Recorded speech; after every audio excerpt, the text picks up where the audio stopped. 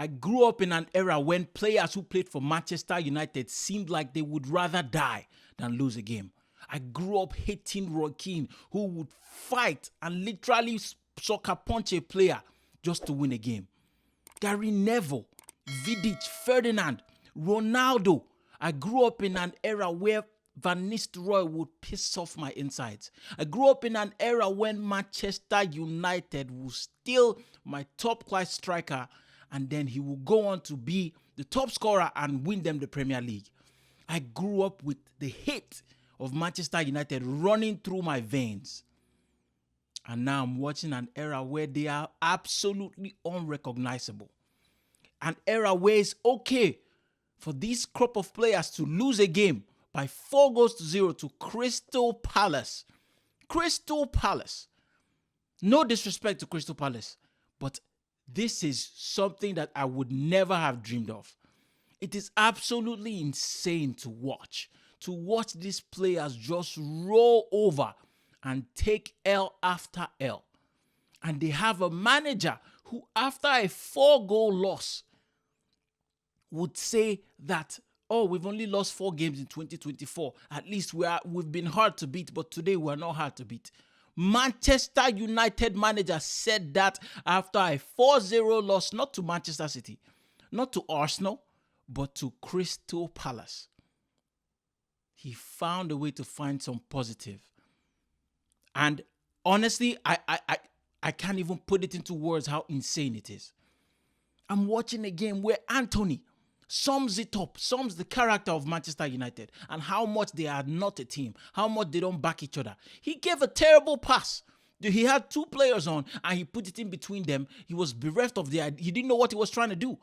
And he just gave it away to the Crystal Palace player. And guess what he did? He started flinging his arm. He's screaming at the player for not stopping to get the ball.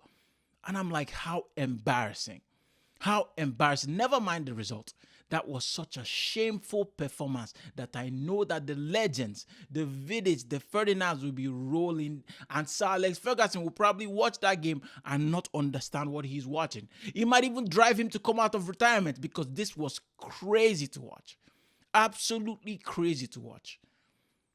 Honestly, I'm going to come on to Crystal Palace and give them their credit because they absolutely deserve to win. But just to focus on Manchester United a bit. Yes, absolutely. Having all those amount of injuries will affect you. I get it. But I grew up in an era where it did not matter the personnel that was playing for Manchester United. All that mattered was the badge that they were representing. The Red Devil, when they put on that jersey, they transform into unbelievable things. And you could see the fear from other teams when they are playing Manchester United because they are not playing individuals. They are playing the team, the history that comes with that team. But now Burnley can beat Manchester United. Burnley can get a draw and celebrate. Crystal Palace can destroy them 4-0. They can lose 11 games in the season and it's all right. And it's understandable. They are coming into a game against Crystal Palace and they are not favorites to win. The result doesn't even surprise most of us. Crystal Palace, who just came out of beating Newcastle and I think another big team I forgot. Beat Liverpool and also beat Newcastle if I'm not mistaken. So this was not a surprise to any of us. That is insane. Manchester United losing to Crystal Palace was not a shock. But I think the shock is the amount they lost by. 4-0, and it could have been more. I will actually say this. Ebere Chieze at least missed 2 proper chances. It could have been more.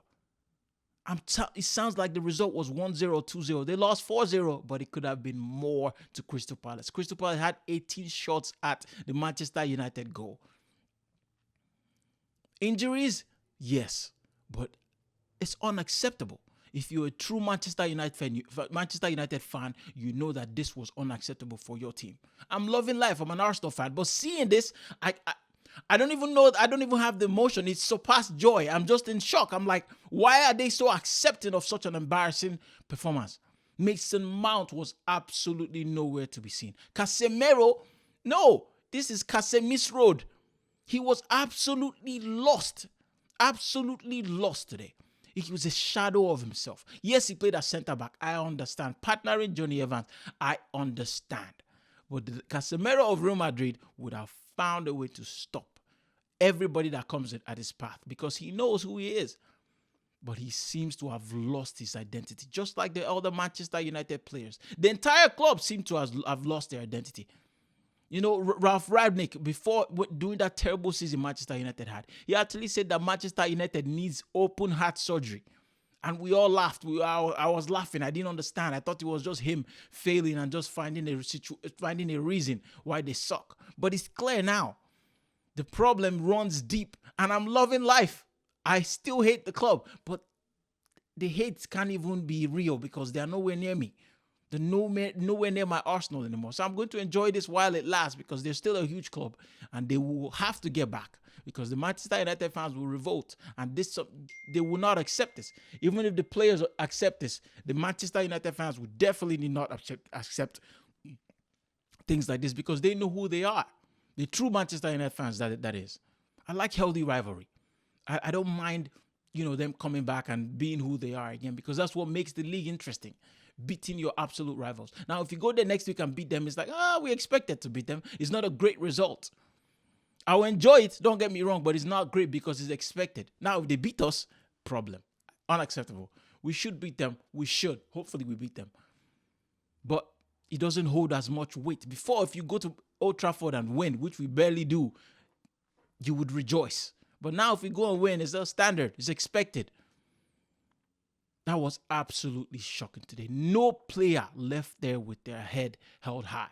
I can't even understand. I didn't see anybody. Kobe Mainoo, I feel bad for. I actually feel bad for Johnny Evans because he was injured before this game. He's only had 2 training sessions before this game. He's in there because of so many injuries and his emergency situation. They had no defenders. But seeing Eriksen, seeing Mason Mount, Højlund today. Yikes! Anthony. Garnacho always puts in effort because he's a true Manchester United boy. He runs in his DNA, so you always see him fight. Dalot was just making errors after errors, positioning errors. That's why they kept getting him behind him. Mateta looked like an absolute gem. Michael Olise, look at how easy it was for him to score those goals he did. You just let somebody with that much quality have that much time and space. How naive of you guys, Manchester United. It's crazy. I want him. Sign me Michael Olise, please. He will be a perfect replacement for Saka, but he will not want to sit on the bench. So I don't see us spending that much money for somebody who will likely be on the bench. But I'll take him every day. Ebere Chieze, who I thought didn't have the best game today because he could have scored at least 2 goals, and he fluffed his lines. Mateta looks like a great striker again. Shout out to their manager. I forgot his name. Let me find his name. I need to mention his name because he's doing absolutely incredible at that job. Manager of Crystal Palace, Oliver Glasner, he has come and he has absolutely transformed the club. Honestly, next season will be insane. With teams like Aston Villa, with teams like Crystal Palace finding themselves again. Everton, seeming like they remember how to defend and they can score from set pieces again. I'm a little worried. Bournemouth, quality coaches in this league. It will be very interesting next year. It will be very interesting next year. But I still have a title to chase. I still have prayers to pray for a miracle to happen and Manchester City drop points so I can win. We go to Old Trafford next. We can get the job done. Judging from today's performance, it should be easy work for the Arsenal. But yeah, I just came on here to express my shock at how bad Manchester United are. It's not even banter. I'm just absolutely shocked. If you're a Manchester United fan, let me know what you think about your team in the comments. If you're a rival fan, also let me know what you think about Manchester United in the comment section. Like, subscribe if you're new. It truly helps out, and I will be honored to welcome you into this community. Take care. God bless. Peace.